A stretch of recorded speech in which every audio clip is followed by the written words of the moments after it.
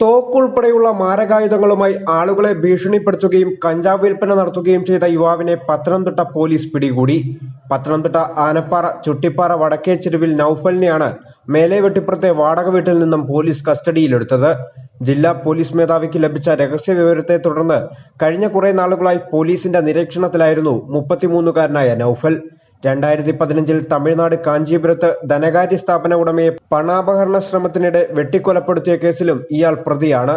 കൊല്ലം, പത്തനംതിട്ട ജില്ലകളിൽ നിരവധി കഞ്ചാവ് കേസുകളിലും ഉൾപ്പെട്ടിട്ടുള്ള നൌഫൽ തന്റെ കയ്യിൽ തോക്കുണ്ടെന്ന് പറഞ്ഞ് പലരെയും ഭീഷണിപ്പെടുത്തിയിരുന്നു.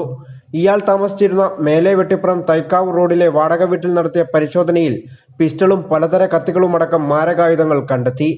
പിസ്റ്റൾ ഡൽഹിയിൽ നിന്ന് വാങ്ങിയതാണെന്നും കഞ്ചാവ് കടത്തിന് സുരക്ഷയൊരുക്കാൻ വേണ്ടിയാണ് ഇത് ഉപയോഗിച്ചിരുന്നതെന്നും നൌഫൽ പോലീസുകാരോട് പറഞ്ഞു.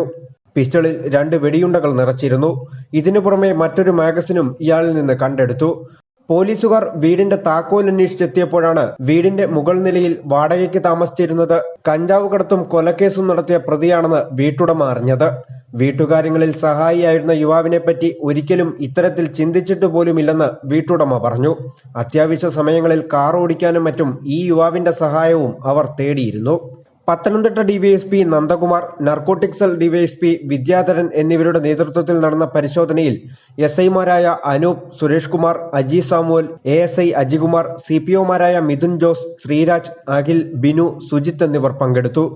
IB ഉദ്യോഗസ്ഥരും സ്ഥലത്തെത്തി പരിശോധന നടത്തി.